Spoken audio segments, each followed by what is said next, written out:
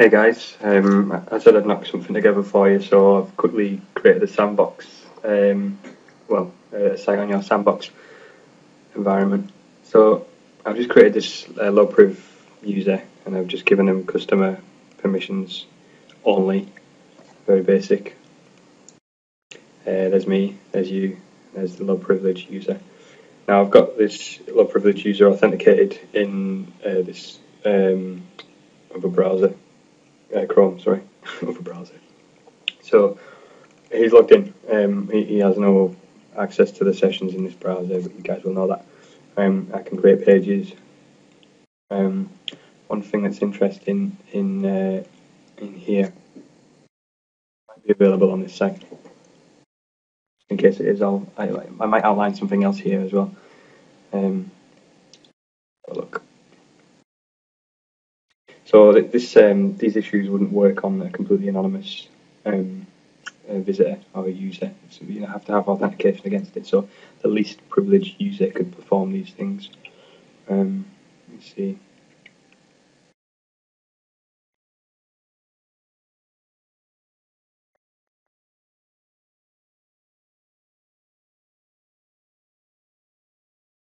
I'm not sure if that's my connection or your busy service hosting all those people.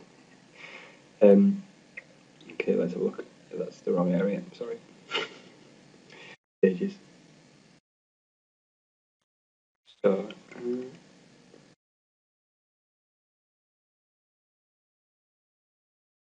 In the content blocks, by the way, it's possible to include iframes in HTML, which as a pen tester I wouldn't recommend for anybody.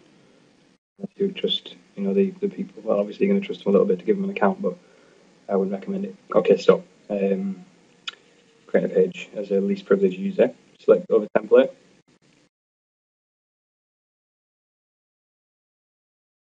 Use my own.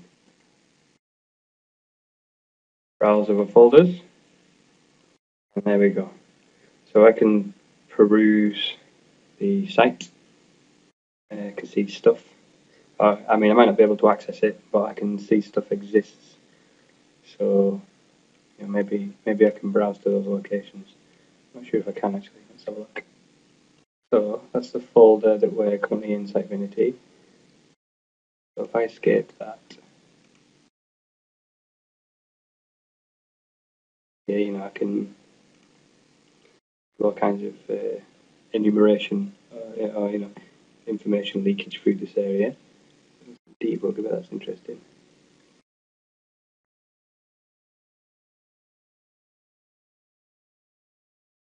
Anyway, this isn't about that. This was really just about so if I went to SiteFinity and then I saw services, and then I went to security because that's what I like, and then I went to users. So if I browsed that to that place while I'm currently logged in as a least privileged user, this is what I get.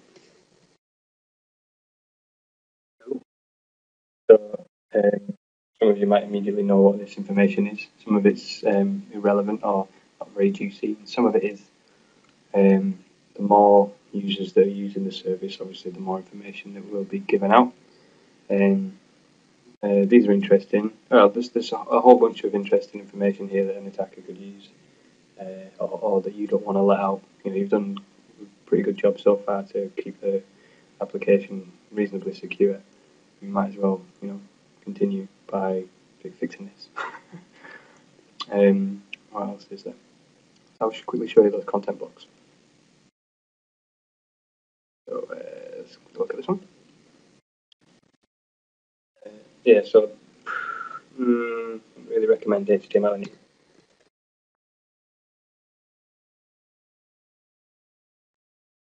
At least if you're going to allow HTML, then filter out safe HTML or insecure HTML, or what would be considered as malicious HTML.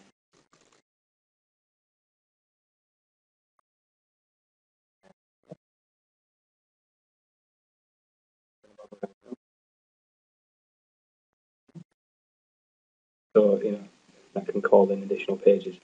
There's exploit engines that will create 1 pixel by 1 pixel iframes with no border, and they'll load up payloads into the browser that the user's using. So, you know, if you're on a forum or you're on a site where a lot of people visit it, you can use this feature to attack lots of people with cross-site scripting in the second frame, including malicious JavaScript through the iframe.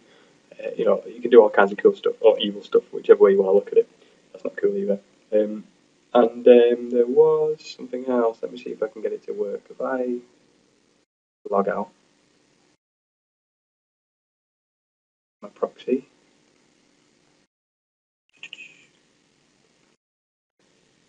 content settings, connection.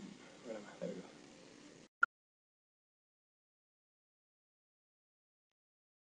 There we go. Cool. Now then, I'm logged out. Cool. Jump it on. So,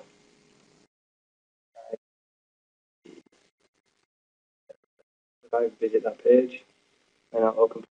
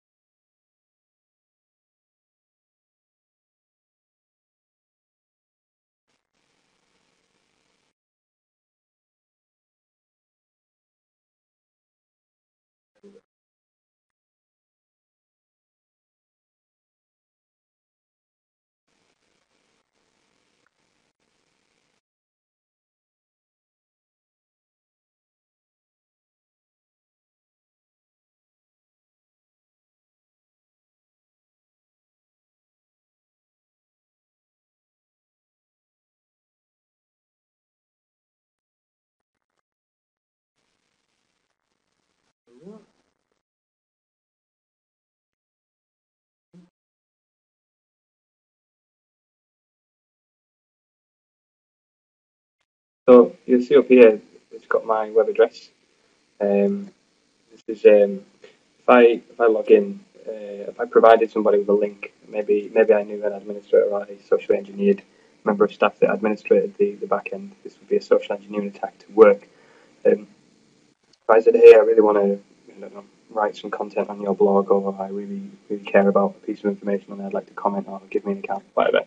Or if I have an account, say, hey, why don't you log into your site now?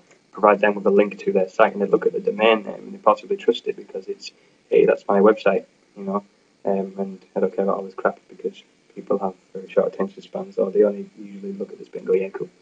So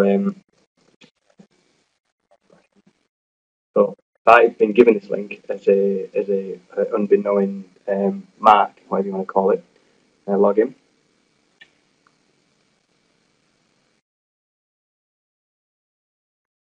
It redirects me to a site of the attacker's choosing.